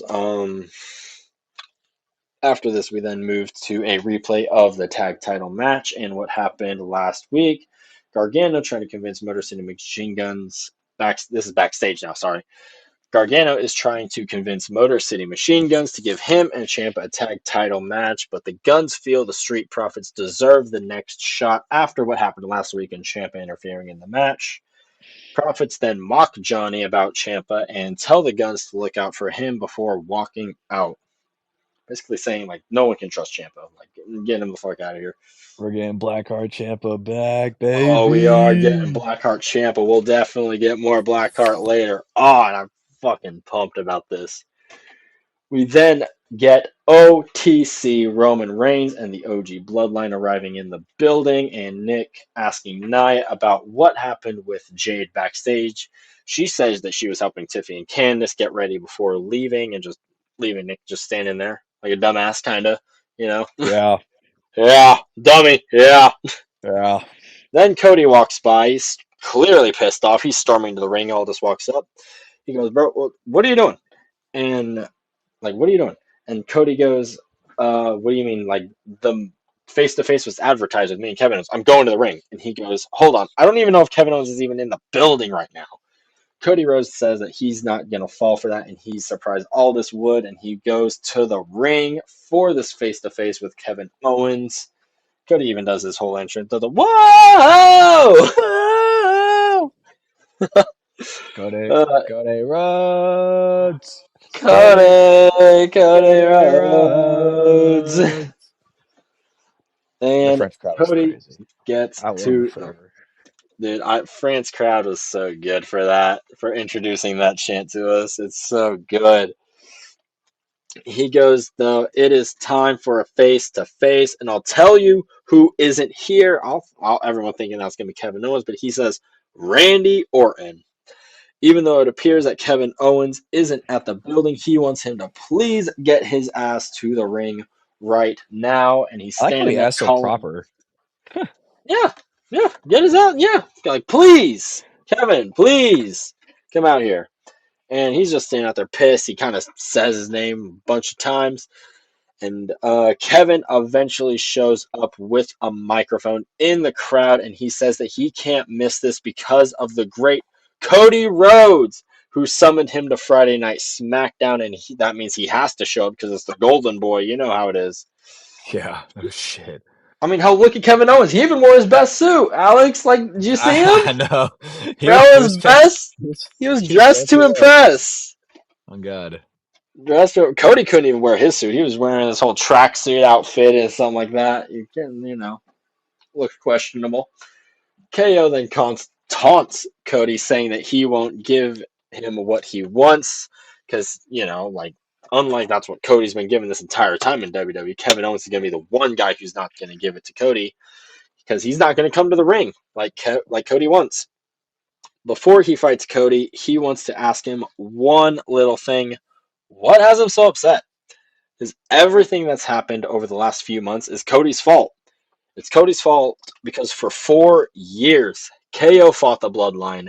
He tried to they tried to end his career. More specifically, the man in charge tried to end his career. Roman Reigns himself ran over with a fucking golf cart, for crying out loud. That's true. God damn the humanity. He kept fighting even before Cody came back, and after Cody came back, he helped him fight. He calls back to Mania 39, helping him try to defeat the Bloodline. He kind of defeated his part of the Bloodline. He won the tag titles, even though Cody Yeah, for real. lost. He talks about celebrating with Cody at the end of Mania 40, and even after he helped him and helped celebrate with Cody, Roman Reigns comes back, says that he needs a partner, and who steps up? None other than Cody Rhodes. He Yeah. stepped up to help the man who tried to end KO's career. So yes, it's all Cody's fault. And you agree with Kevin? Would you say this is Cody's fault looking at it from this perspective? I think it's Kevin's fault Really? because of what Cody says later on in this promo. Okay. All I right. do want I'll, to say I'll, that. I'll keep diving into this then. Cody says that it's enough, though, as Kevin says all of this stuff. He says that it's okay if Kevin wants to justify his actions that way by blaming Cody because he knows the real reason. The real reason is because Kevin Owens always has to play the victim, always has to paint the world against him and everyone holding him down. But newsflash, nobody holds Kevin Owens down more than Kevin Owens. He is obsessed with self sabotage and with being the number one guy without realizing this is a team effort. He's obsessed with being the number one guy, and he doesn't realize that it's a team effort. It's not just one guy in charge of everything. Cody kind of realizes that, but does he? Mm-hmm. Sometimes it's Yeah, questionable. for real.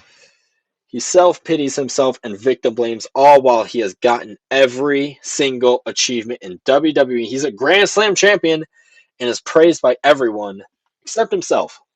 Self sabotage. That's what Kevin is. That's what he's all about. Mm-hmm. KO And it's could this have idea won. right here. This is why I think Kevin did it to himself. Mhm. KO could have won the match in Berlin, but didn't pull the trigger. Cody had a bum Exactly. knee, had a bum back. Kevin didn't pull the trigger on the apron power bomb, didn't do what needed to be done, and he blames Cody for it. That's exactly why I think Kevin did it. Because he did it to himself. He could have just let Cody do his thing, but he didn't. Like Cody promised him, it was a one-time thing. And what happens after Bad Blood? Kevin beats up Cody. Yeah, he did that, dude. I remember when that broke. That was insane when you told me about that. I was like, no fucking shot. Because I didn't Yeah. get. I don't think I got on Twitter the rest of that night. I think I Mm, showed you the next day. yeah. This is a juicy, juicy promo. I just dropped my phone all the way to the ground. Yeah. All right. Yeah. Cody just said though that Kevin didn't pull the trigger on him in Berlin. He said though later on, just a couple weeks ago, he finally pulled the trigger. It was just on the wrong guy. Randy was a legend and your friend. He didn't deserve what happened. KO pulled out an illegal move and pile drove this man, and this won't be settled with a microphone, so Cody will beat the lesson into Kevin. No matter where it's at, it's coming for Kevin, and the ball is in his court essentially. Kevin gets his mic back up and says that he'll fight Cody when he wants to. It's going to be on his terms. And when he does, just remember, he's just doing his job. He's just doing what they want him to do. He agrees with Cody that he did cross a line, but he loved Randy. Now he hates Cody. So just imagine what he's going to do to him. Exactly. Oh, I'm thinking apron pile driver or something like that. Package pile driver or something like that. Has Oh my to. God. Has to, just like Kevin Steen back in the day. But Cody finishes it off, says that he doesn't think he hates him. He thinks he hates himself. Wants KO to know there isn't a line he's not willing to cross either in this war they're essentially going into. Illegal chair shot to the head. Oh my God, please. Holy shit. Kevin would be the one to take it too. Kevin would be the one to take it. Either one of them would honestly be the one to take it looking at him. Like, man, that would be pretty insane. I agree. But yeah, I'm thinking something pretty crazy is going to happen. I'm thinking this does happen at Saturday Night's Main Event. If it was going to happen at Survivor Series, I feel like it would be announced already. That's what I'm saying. So I do think, which is weird because only 3 matches are announced for Survivor Survivor Series right Series: now. the World Heavyweight Championship, Women's and Men's War Games. Last year we had 5, I think. Yeah, and we're 1 week out. Yeah, we still have 2 matches. That's Yeah, what's still crazy. two Like, matches so to I want to. add. They have to. I'm They're gonna thinking have to maybe only one milk gets the added. clock out of war games. I'm thinking only one gets added. So I think it's gonna be a 4 match card, and both War Games matches are gonna go a fucking truckload. Yeah, last year's was 5. It was men's war games, war games, women's world championship, intercontinental championship, and Dragon Lee versus Santos. Yeah, I forgot about that match. Yeah, that Yeah, match was lame because again, Santos has no aura. Santos has no aura. That's so funny. But I think especially that Bloodline War Games match is gonna go. That's gonna be a movie and a half, y'all. I agree. It's gonna be a 5-part miniseries. I swear to God. Yeah, Well, speaking of that Bloodline War Games match, we move to Roman Reigns and the OGs, as I'm going to call them for short, the OG Bloodline backstage. They won't surrender no matter what, but they need a fifth member. This is kind of a combination of like Jay and like Sammy kind of. Or no, Sammy says this. Sorry. Jay then pipes in. He throws out Cody Rhodes' name. Says, "What about Cody Rhodes, huh?" Roman says no, because that's old news. He's past that. Sammy wants to try Seth again. It's definitely clear Roman doesn't want to try Seth again. He gives him the death glare, bro. Which I liked. I liked the idea that Roman and Seth hate each other they're indefinitely playing now. into this. Yeah.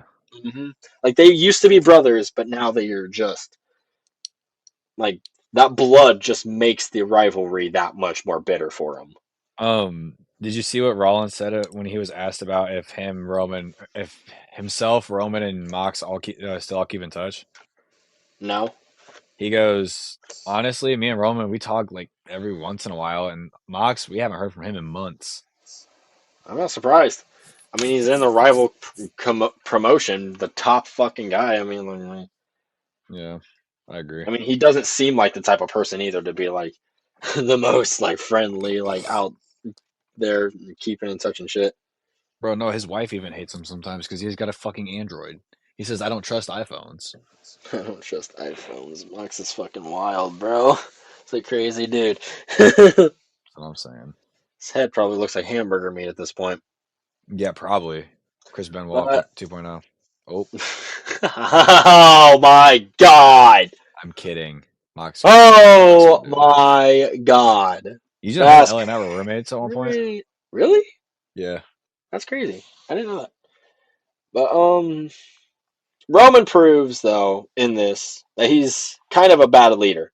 He's kind of stupid. I'm not gonna lie. Hmm. Roman says that they don't need anyone else. They go out there together, and if they fall, they fall, and they go down together. They die out there. They die together. What the fuck kind of a leadership is that? I am not following him into battle. Not even gonna lie. I am not You're winning. I not do following not. Roman? I'm not following Roman into battle when he's gonna basically say, "Yeah, we'll go in there for the fucking guaranteed loss. It's fine. They only have Bronson Reed and Jacob Fatu." That's what I'm saying.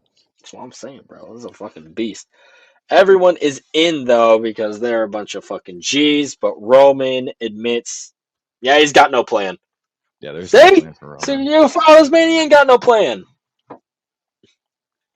I'm But following I him. do It's war. following him. I do acknowledge my tribal chief though. I do have to say, acknowledge the OTC. And backstage again, Mello is seen talking to fucking Vinci, who we haven't seen in months. I don't remember last time we saw him. And Cody storms past. It's been a fat minute. It's been a fat minute. Mello chimes in, talking some shit about everyone in the locker room, thinking KO is right about Cody, only for Cody to get in his face and shove him basically to the ground. I mean, he fucking kind of trucked Mello. I'm not even gonna lie. Mello That's gets up, true. shoves him back though, gets right in his face, and they kind of like they're about to get into it, which I kind of respect Mello for stepping up to the WWE champion of all people. Yeah, he even said, And "You need to fix your first round draft pick, motherfucker." right, you need to fix your first round draft pick, readdress. All this is in there. The match gets made official for next week, though. I don't think it was made official in this like segment, but it does get made official. We then go to a match. It is Bayley and Naomi taking on Candice LeRae and Tiffany Stratton. It is Tiffy time. It's They're Tiffy time all the accompanied time. all the time. They're accompanied by Queen of the Ring, Nia Jax. Tiffy and Candice argue over who's going to start the match. Tiffy does and eats a kick right away. Nia on the outside helps the two of them take control and constantly berates. Like just her voice is heard throughout the match. Like she lets herself be heard. Yeah, Tiffy's crazy. Yeah, Tiffy and Candice argue throughout the match, constantly uh, costing them multiple opportunities to take control. Bayley tries tagging Naomi.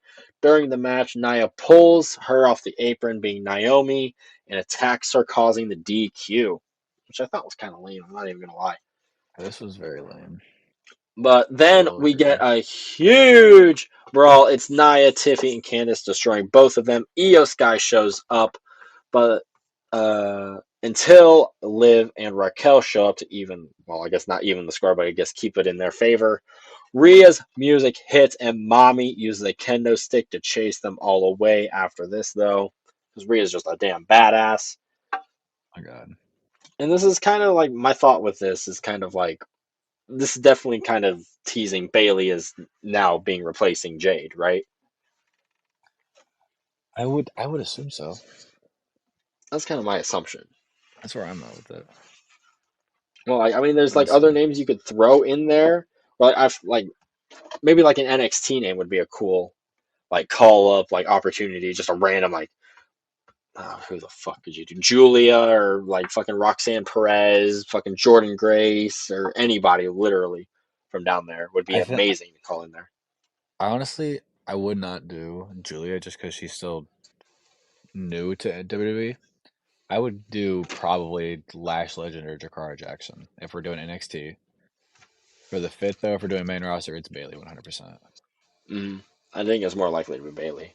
But in terms of Lash Legend, I think she's taken like Jade's spot in the U.S. tournament. Honestly, Yeah. um, then we go to. Uh, did I skip anything? No, I did not.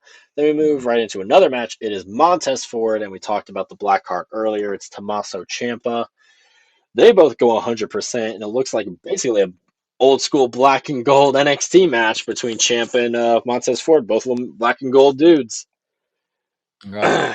Ciampa mercs Ford with a knee mid-air, sending him from the apron to, or no, this wasn't mid-air, sending him from the apron to the table. Ciampa starts turning it up after a spinning neck breaker and gets a near fall. Ford gets seemingly knocked the fuck out by a knee. This one was in midair, but manages to counter the fairy tale ending for a pinfall win. Ciampa attacks Ford after the match until Dawkins comes out and Johnny tries breaking up the brawl. Ciampa shoves Johnny to the ground again, starts standing over and berating him constantly until the Motor City Machine Guns run down the ramp, chasing him off. What are your thoughts on this? DIY breaking up on the main roster. If you give Champa the title, a title, A title, I agree. because if you're gonna go Blackheart, might as well keep him ruthless and make him just go on an absolute tear through the main roster. Mm, I kind of like it. Do you see a potential like push to the main event? WWE title, maybe? Mm, maybe we'll see. We'll have to see how his U.S. title run goes. Maybe. Already putting him on the U.S. title. That's what I'm I love it. saying. I love that. But no, for sure, for sure. I definitely agree with you.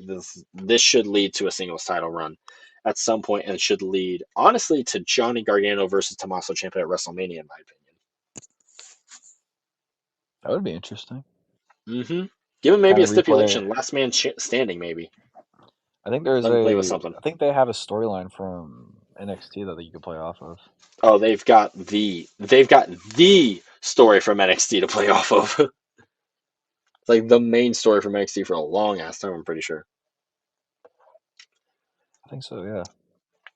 But after this, I am pretty excited though. Before I move on, about Triple H seems to be paying a lot more attention now to the tag team division, especially on Yes. SmackDown, since Motor City Machine Guns got the belt, and it seems like he's about to start putting more attention on the Raw ones, too, with the War Raiders getting them.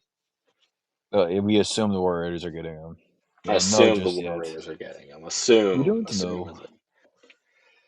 But what we do know is the or some of the matches that are happening next week for Friday Night SmackDown. Cody Rhodes versus Carmelo Hayes, as we talked about earlier, got confirmed. Jade will be replaced by a suitable replacement in the United States tournament.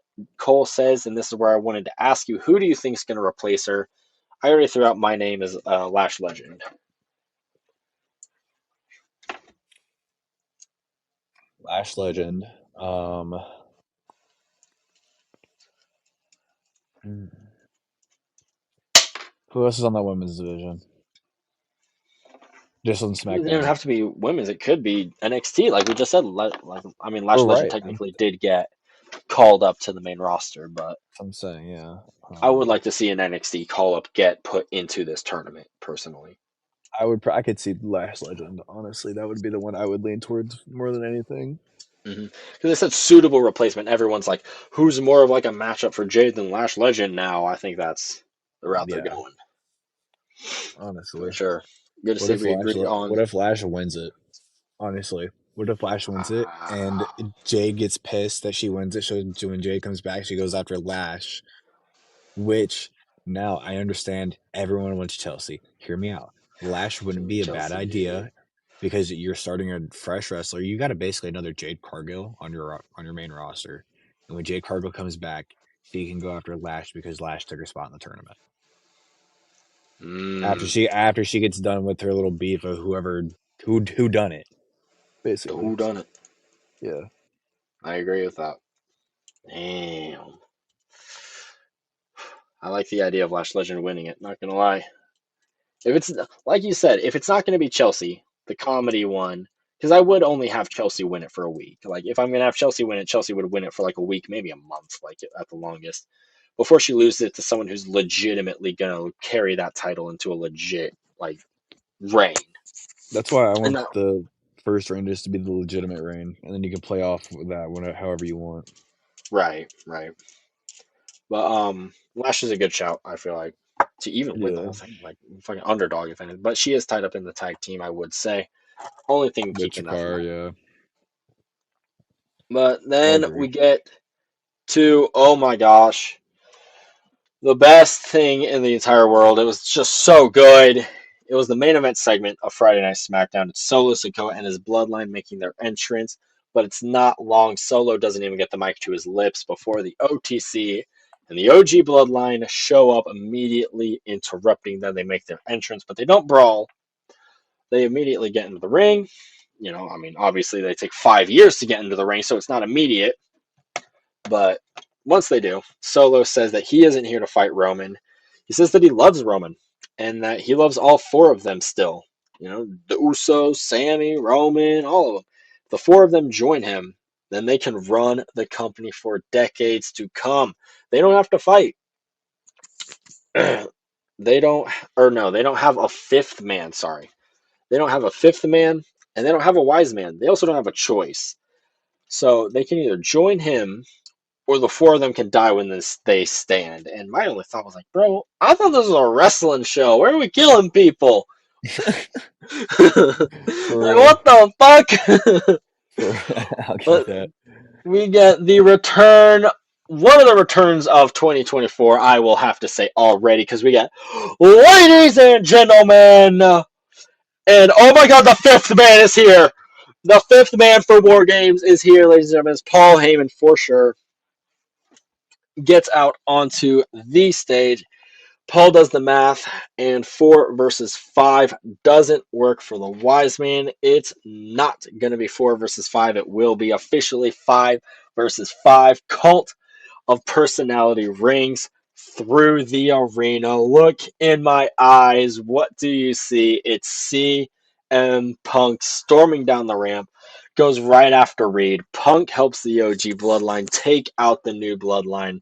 Spear and a GTS at the same time sends the Tongans packing away. Punk and Roman face off with Paul Heyman kind of in between them on the outside of the ring, like on the apron, smiling. Punk makes it very clear this isn't about him helping Roman, it's about him helping Paul. This has got nothing to help with him. Paul winks at Jimmy Uso and then stared back at Roman afterwards as well. What are your What are your thoughts thoughts on on that? everything, man? Oh man, both Damn. of us. Okay, Both of okay. us. Oh, So you I go agree. first. I thought this was a wrestling show, not a kill This is a your opponent mafia show. show at this point. That's what I'm saying. I wasn't thinking that. Um, but I saw this rumor circulating, and I was going to ask you about it, but I didn't think it was going to happen until next Friday, or even at Survivor Series. You know what I'm saying? So Yeah. What was it? What was it? the rumor was CM Punk of him Yeah. being it because Paul had asked him for a favor, Mm, but I do. instead I the had favor seen wasn't like take me with you; it was join me when I need you kind of deal. I think the only thing that I had seen about Punk was like a random YouTube thumbnail, and I looked at it and I was like, no, no I shot. seen it on That's Facebook, no Instagram, shot. and Twitter. I was kind of buying it for a minute. I'd seen it on 3 different platforms. I was like, okay, I'm kind of buying this now. No, I was starting to fully buy into Seth, even though I wasn't happy about it. I was Yeah. starting to fully buy into Seth. And so I was like, oh Um, man, so how are we gonna spin this to be good? And now it's like, oh my god, what? did you also notice Paul was wearing a very similar suit to Solo? He He had the was red shirt, he very had the black jacket, and he had the red pocket square. he was wearing a very, very similar thing to Solo. I was like, oh my god, what the fuck? But I've noticed the theme of this entire feud has been red. So you can tell this is definitely, you can really tell this is a blood feud. Like, shit. Yeah, bro, like for sure. Like I think War Games is gonna be bloody as shit. By the way, the I men's I think is Then that gonna be has to be the main event. bloody. Women's Oh opens up the yeah, show. especially with Punk being in it after what he went through in Hell in a Cell. You know he's not afraid to bleed. Yeah, you know he's. I don't know why the fuck he's putting himself in another cage I match. know, why is he putting himself back in another cage after coming back from a fucking tricep injury? Like, And being in Hell in a Cell, like brother, what the fuck is brother, wrong with like, you? chill the fuck out. You can indeed have normal matches and we will still like you. I hope you know this. Brother was wild and Oh my goodness. No, bro, I will say, like, when it comes to Seth and Punk, I am definitely happier with Punk because, like, it mixes up, like, the uneasiness. You know what I'm feeling like of the Bloodlines relationship? I Yeah. already, like, prefer the idea of, like, Seth and Roman, like, being forever enemies. Like, I've talked about this a million times. Like, no matter what, I want them, like, at each other's throat. So, it's like, essentially, the idea is, like, Seth is, like, obsessed with the fact that, like, his two enemies are fucking teaming up. So, it's like he turns into this whole Drew McIntyre type character, like, if you want to call it like somewhat draw similarities as to like what Kevin Owens is doing right now, I feel like you could because it's like he's the heel, but maybe he's a little bit justified in it, in the fact that like you can see that these are the two people that he hates the most, and like maybe for justifiable reasons depending on where you stand, you know? Yeah, honestly, I think I don't think you run this as a whole Drew McIntyre CM Punk Rollins feud because I mean Rollins and Drew have business hate, which they don't. They really, they cool. They're cool behind the scenes. But when it comes to Punk and McIntyre, obviously, and Punk and Rollins, they all hate each other. I don't like the idea that you kind of push it with that, but like you keep it Rollins being he gets his match against Punk, he gets his match against Roman, and that's where kind of the hate is. I wouldn't say squashed, but it kind of just dies out a little bit because they got his two biggest enemies got their beatings and shit like that. Because Right. honestly, I don't know if I could ever see a triple threat between Punk, Rollins, and Roman.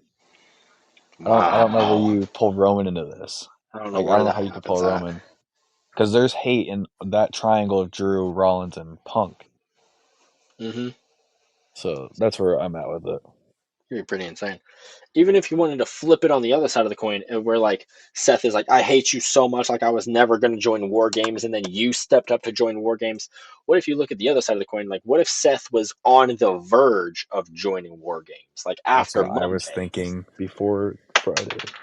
And so now Seth is sitting here like, well, I still hate Punk and Roman, but now I was willing to put the beef aside with Roman, only for Punk to step up and essentially, quote unquote, take his spot in War Games.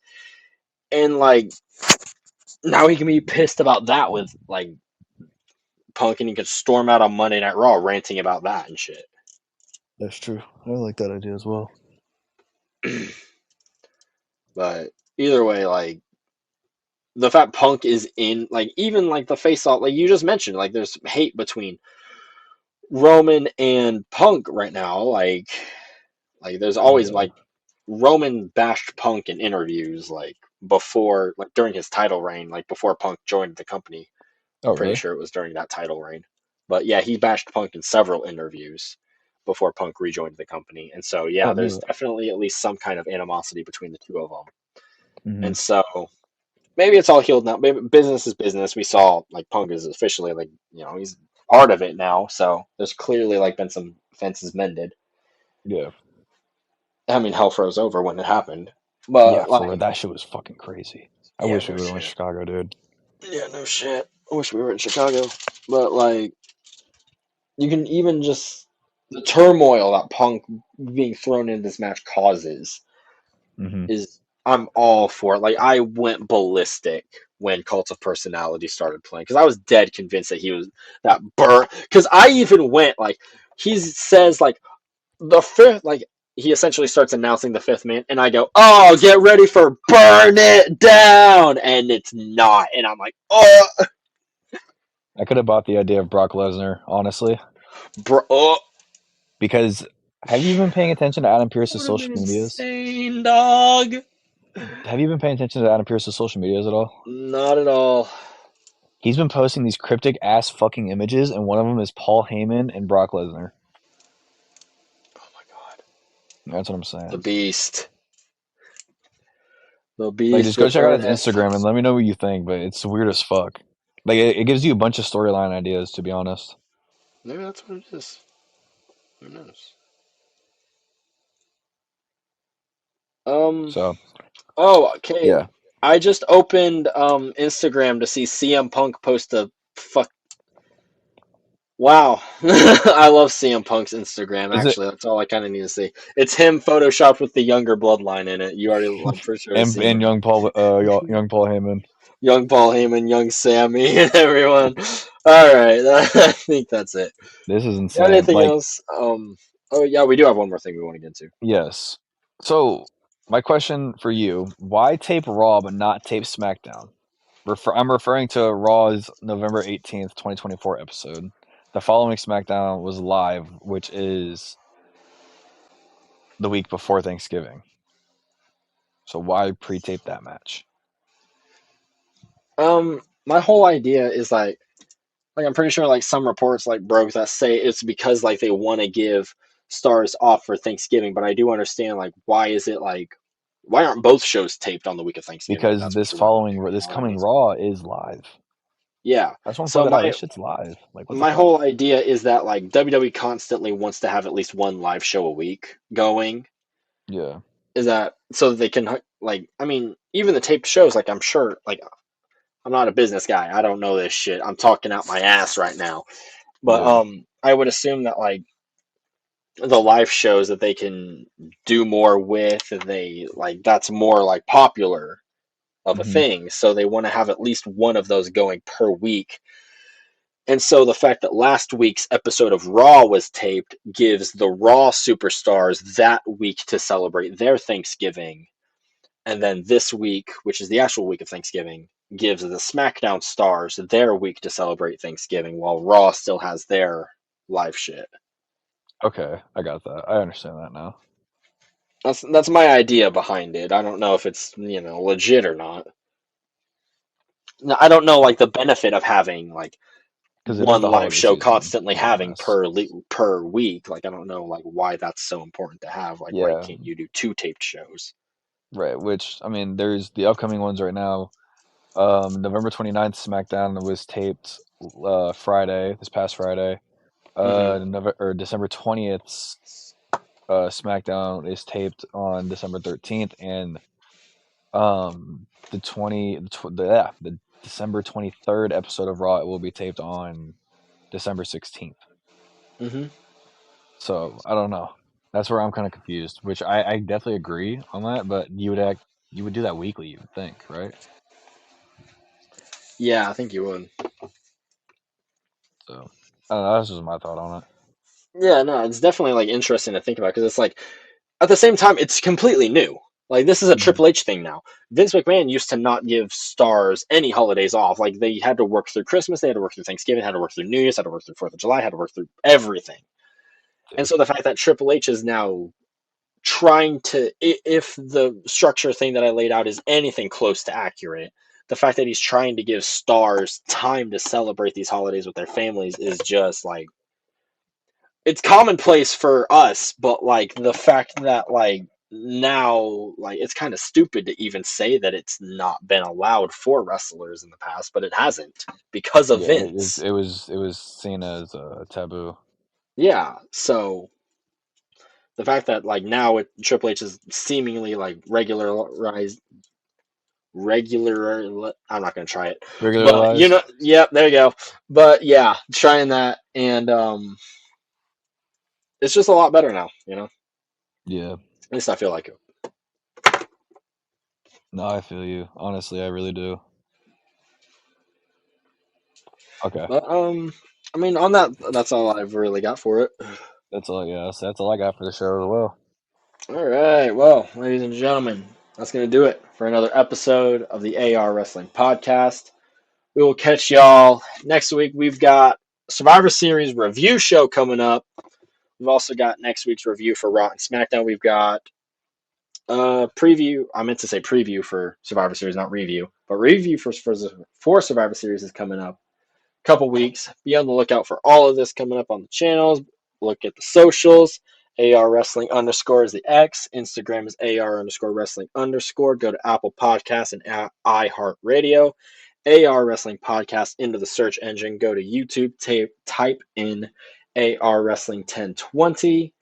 And ladies and gentlemen, once again, thank you. Thank you.